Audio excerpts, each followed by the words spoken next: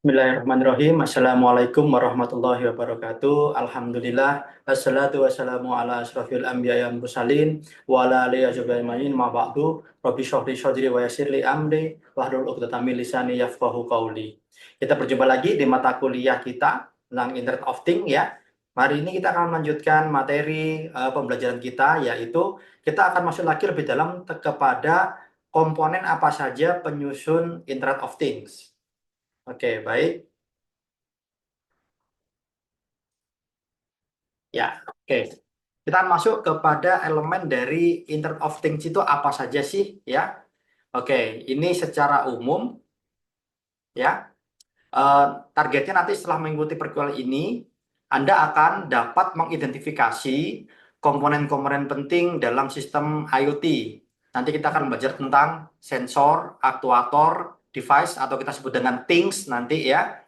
Ada juga edge, fog, dan cloud computing, ya, itu sebagai tambahannya untuk prosesornya. Baik, kita mulai saja ya. Sedikit review dari materi sebelumnya. Jadi, Internet of Things adalah jaringan, ya, jaringan dari perangkat elektronik yang dapat saling berkomunikasi sehingga dapat menentukan aksinya sendiri berdasarkan hasil analisa data yang dimilikinya, atau dapat juga dikendalikan secara manual dari jarak jauh, ya. Jadi di sini kita ada beberapa keyword nih. Jadi ada keywordnya apa saja? Ada jaringan, ada perangkat elektronik, sehingga dengan jaringan ini mereka dapat saling berkomunikasi. Apa komunikasinya perangkat elektronik? Tentunya bertukar data, ya. Data itu akan digunakan sebagai analisa, sehingga things nanti ya, device-nya itu dapat menentukan aksinya sendiri, atau juga bisa dikendalikan secara manual dari jarak jauh karena melalui jaringan. Dalam halnya adalah jaringan internet nantinya ya. Oke, kemudian aplikasinya ya ada smart home, smart city, smart farming, dan smart yang lain. Oke, Anda sudah tidak asing dengan ini ya. Oke, baik, kita lanjutkan. Oke, komponen utamanya adalah yang pertama ada sensor, ya, prosesor, dan aktuator yang kemarin sudah kita bahas ya sebelumnya. Untuk menghubungkan ini menggunakan jaringan, ya. Nanti kita bisa secara langsung kalau memang jaraknya pendek. Kalau jaraknya jauh, kita bisa menggunakan jaringan yang didesain khusus untuk apa namanya, menghubungkan sensor, prosesor, dan aktuator ini. Oke, protokolnya ada MQTT dan CoAP, ya. Kemudian, nah di sini ada edge computing. Edge computing ini adalah komputer, ya, yang digunakan untuk memproses data dari things atau device-nya. Jadi things ini sebenarnya juga komputer, tapi mini, kecil, kecil sekali. Dia memiliki prosesor, dia memiliki memori dan lain sebagainya, tapi terbatas.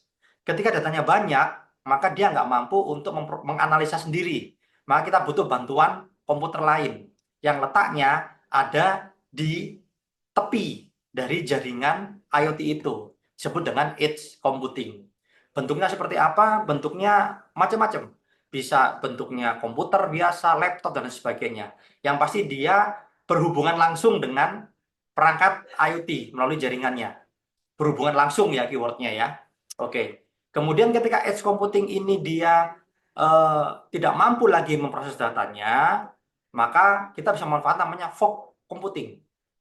Fog computing ini dia komputer yang lebih powerful dibandingkan dengan edge computing, ya. Letaknya dia ada di luar jaringan IoT, ya, di luar jaringan IoT, tapi masih di lokal itu saja. Jadi kalau kita ngomong jaringan IoT ini adalah di smart home gitu ya, maka edge computing ini misalnya ada di dapur, ya, ada edge computingnya. Di ruang tamu ada edge computingnya untuk menampung data dari berbagai sensor yang ada di sana. Kemudian data-data itu dikirimkan ke fog computing. Jadi ini masih ada di dalam rumahnya.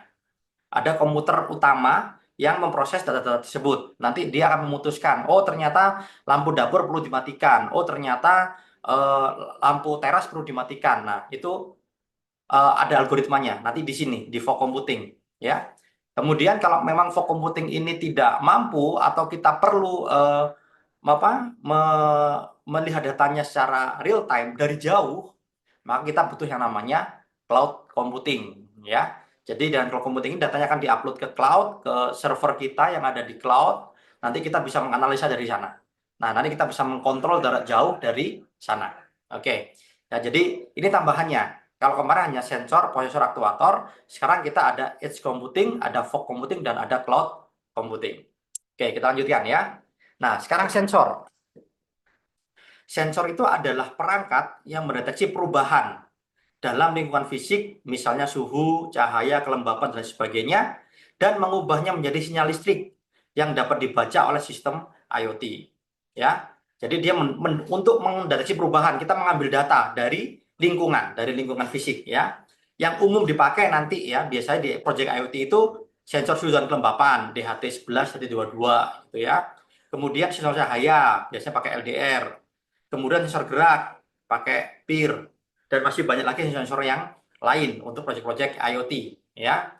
Nah, intinya banyak sensor tadi itu dia terbagi menjadi dua hal, yaitu digital dan analog ya. Digital dan analog. Kalau digital dia hanya menghasilkan nilai 1 atau 0, on atau off gitu. Kalau analog dia ada nilainya, ada range nilainya. Contohnya digital itu apa Pak? Sensor PIR itu dia mendeteksi gerakan atau tidak mendeteksi gitu aja. Ada gerakan 1, nggak ada gerakan 0, udah gitu aja. Jadi nggak ada range-nya ya. Kemudian kalau analog seperti apa? Contohnya sensor LDR tadi, lensa cahaya. Jadi kita bisa membaca serangkaian nilai dari sensor tersebut. Atau juga kayak tadi DHT22 ya, suhu dan kelembapan. Itu kan nanti kita mendapatkan sebuah nilai di sana, kemudian kita masukkan formula tertentu, nanti kita bisa olah dia menjadi data suhu dan kelembapan gitu. Jadi nggak langsung dari alat itu kita ambil suhu, nggak. Jadi harus diproses dulu ya. Nah, contohnya ini kita mau buat aplikasi smart home, kemudian kita maunya kalau lampu terasnya itu ketika malam dia menyala otomatis, kalau siang dia mati secara otomatis. Nah, maka si lampu itu, things itu, lampu dalam hal ini ya, dia butuh tahu siang atau malam dari mana, tentunya dari cahaya ya. Maka kita bisa gunakan sensor cahaya. Oke. Nah, ini ada sedikit flaws ya, ada sedikit kelemahan. Mungkin Anda pernah pakai di rumah ya, lampu yang masih cahaya. Ketika dia sore ya, dari siang menjelang malam atau dari pagi menjelang siang, ketika cahaya masih redup, nah lampunya berkedip-kedip. Nah, kenapa seperti itu? Nah, itu karena dia membaca ini ada cahaya, tapi cahayanya itu tidak cukup, maka dia statusnya bingung, nyala atau mati, nyala atau mati, nyala atau mati. Nah, gitu. Maka nanti kita bisa pasang threshold di sana. Kalau pakai IoT ya, kita bisa pasang threshold. Kalau cahayanya kurang dari sekian, maka matikan. Kalau lebih dari sekian, nyalakan, maka dia tidak berkedip. Begitu ya. Oke. Kemudian contoh yang lain nih, lampu kamar mandi itu menyala otomatis ketika ada orang. Jadi kita masuk kamar mandi, lampunya nyala otomatis, ya. Nah, maka si lampu itu, things itu perlu tahu ada orang apa enggak. Dari mana taunya? Ada gerakan. Maka kita bisa gunakan sensor gerak atau PIR ya, pasif infrared gitu. Jadi dia mendeteksi ada gerakan atau tidak. Kalau ada gerakan maka dia akan menyalakan lampu. Kalau enggak ada ya sudah, lampunya mati. Oke. Contoh yang lain lagi, misalnya AC akan menyala otomatis kita suhu lebih dari 30 derajat dan mati ketika suhu kurang dari 20 derajat. Maka suhu di ruangan tersebut akan selalu di antara 20 sampai 30 derajat. Kalau dia lebih dia akan menurunkan, kalau dia kurang dia berhenti. Nah, seperti itu ya.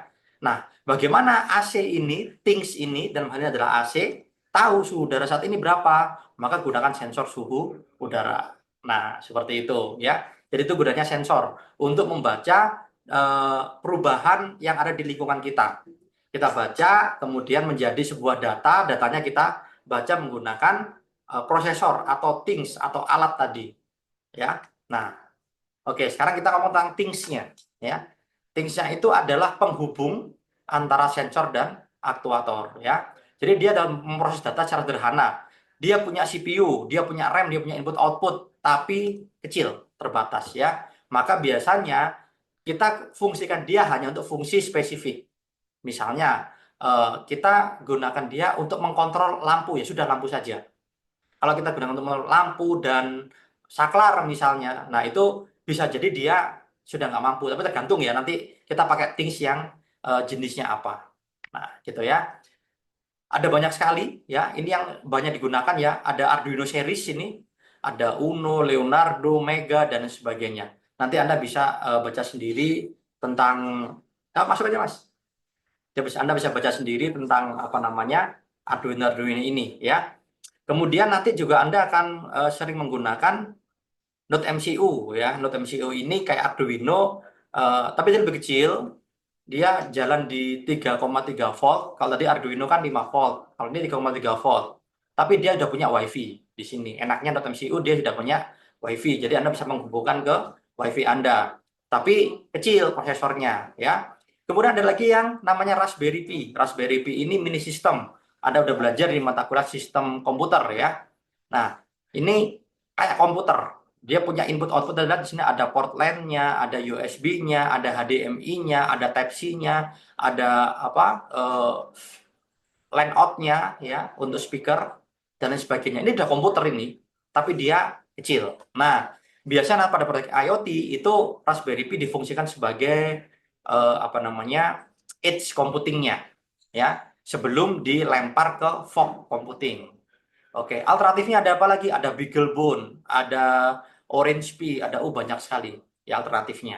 Jadi ini adalah komputer dengan spesifikasi yang mini kecil ya, sehingga dia lebih hemat energi dan dia bisa hidup 24 jam tapi nggak terlalu banyak makan listrik. Oke. Sekarang aktuator. Jadi aktuator itu adalah perangkat yang mengubah sinyal listrik dari sistem IoT menjadi tindakan fisik, misalnya gerakan. Contoh dinamo. Tahu dinamo ya? Dinamo ini kalau kita kasih arus listrik dia akan berputar. Nah, seperti itu aja. Kemudian ada solenoid ya. Itu dia kayak apa namanya? eh, kita bisa gunakan sebagai kunci. Kalau kita kasih arus dia akan masuk ini. Kalau kita kasih arus dia akan keluar. Nah, bisa buat kunci ya. Atau bisa juga ada motor servo. Kalau yang dinamo ini kita kasih arus dia langsung berputar saja. Kalau servo dia berputarnya kalau nggak salah itu 7 derajat. Ya, jadi ini ada derajatnya. Anda bisa mengatur dia mutarnya kanan ke kiri berapa derajat perputarannya Anda bisa diatur pakai motor servo dan ada juga namanya relay. Nah, ini kalau kita mau berinteraksi dengan perangkat di apa namanya arus kuat ya. Misalnya kita menggunakan AC rumah, kita mau mengendalikan lampu rumah, kita mau mengendalikan menyala atau matikan TV misalnya. Nah, itu kita pakai relay. Relay ini adalah saklar elektronik. Jadi kita akan trigger dia menggunakan arus yang cukup kecil, tapi dia nanti bisa menghandle apa namanya perangkat yang terhubung ke arus AC. Ya ini kayak saklar rumah aja, kayak saklar lampu itu loh. Cuman kita men-triggernya secara elektronik. Oke, contohnya sekarang di aplikasi smart home ya. Untuk menyalakan dan mematikan lampu secara otomatis kita bisa gunakan relay ya. Jadi tadi misalnya kalau udah ada cahaya, udah siang maka lampunya dimatikan ya. Maka si misalnya kita pakai Arduino, Arduino-nya dia membaca data dari LDR ya. Kemudian sekarang udah dalam tanda kutip siang, ditentukan siang, maka Arduino akan mengontrol relay untuk mematikan lampunya. Nah, seperti itu ya. Hal yang sama juga untuk misalnya kita mau membuat kunci otomatis, kunci elektronik ya. Itu kita pakai solenoid. Jadi kalau kita mau masuk menggunakan kartu misalnya atau kita mau masuk menggunakan ya hotel itu ya. Nah, itu pakai solenoid lock ya. Gitu, pakai finger. Nah, itu pakai solenoid lock namanya. Kemudian kita bisa pakai dinamo untuk apa? Untuk membuka atau untuk pintu secara otomatis gitu. Jadi kalau kita mau masuk, pintunya terbuka sendiri. Nah, itu untuk mutar pintunya kita bisa pakai dinamo atau pakai motor servo gitu ya. Kalau kita mau bukanya sedikit atau banyak. Nah, itu kita pakai servo. Kalau kita mau buka full atau tutup full, kita bisa pakai dinamo. Nah, oke. Sekarang edge, fog, dan cloud computing ya. Jadi ini kita gunakan ketika dibutuhkan untuk memproses data yang lebih powerful ya. Kayak tadi ya, kalau hanya sekedar untuk menyala atau mematikan lampu saja, ya kita nggak perlu. Kita cukup pakai Arduino atau kita pakai Node MCU bahkan yang kecil sekali. Seperti itu ya. Nah, itu apa namanya sudah cukup.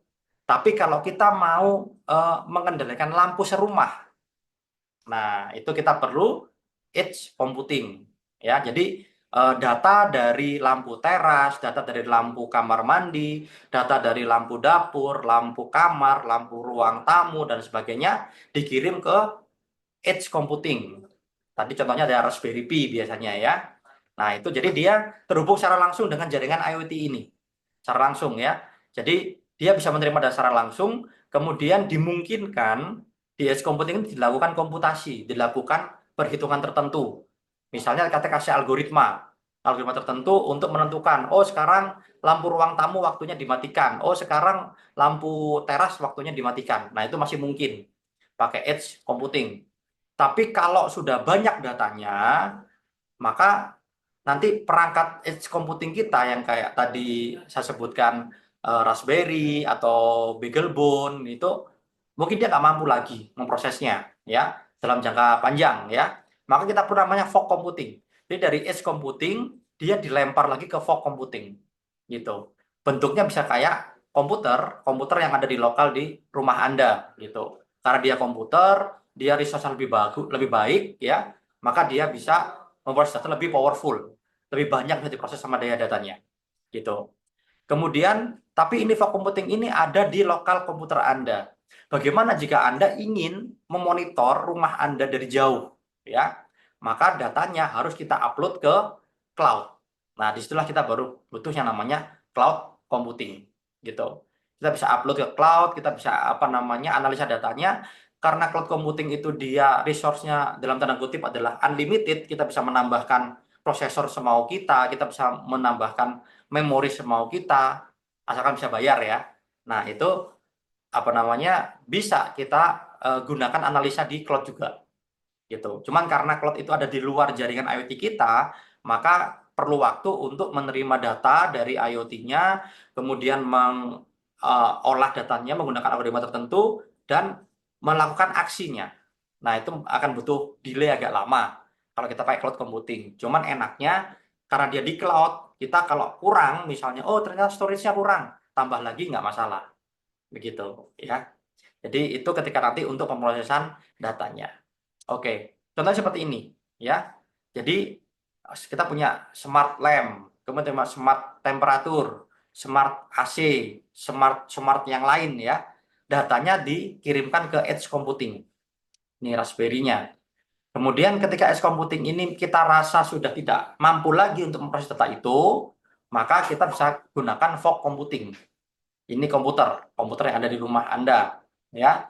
Nah, dalam hal kita ingin melihat data kita secara real time tapi melalui koneksi internet ya, kita bisa memanfaatkan cloud computing. Jadi dari fog computing dilempar lagi ke cloud.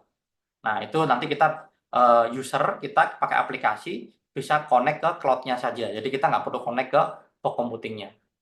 Ya, seperti itu ya. Jadi itu apa namanya nanti untuk pemrosesan datanya.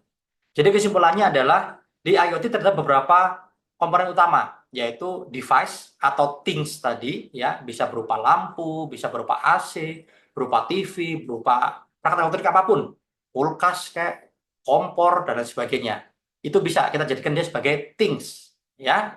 Kemudian kita perlu sensor untuk membaca data dari lingkungan kita, entah itu data suhu, kelembapan dan lain sebagainya.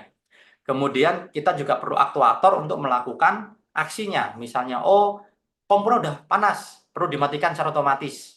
Oh sudah siang, lampunya perlu mati secara otomatis. Oh kalau malam lampunya bisa nyala otomatis. Nah itu kita perlu aktuator. Nah untuk mendapatkan otomatis tadi, maka datanya perlu kita proses dulu. Ya, di mana prosesnya? Di edge bisa, kalau sedikit datanya. Kalau nggak cukup, bisa kita lempar lagi ke fog computing ya. Kalau kita kepengen bisa akses dari internet, kita lempar lagi ke cloud computing ya. Untuk bisa melempar data ini tentunya kita perlu network ya. Nanti semua hal ini akan kita pelajari secara praktis satu persatu.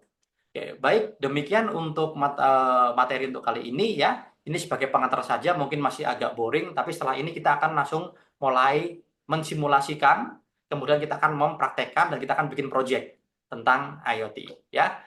Oke, Jika ada pertanyaan, silahkan kita bahas di grup kita ya. Demikian materi untuk kali ini. Sampai jumpa lagi di materi selanjutnya. Terima kasih. Selamat pagi. Wassalamualaikum warahmatullahi wabarakatuh.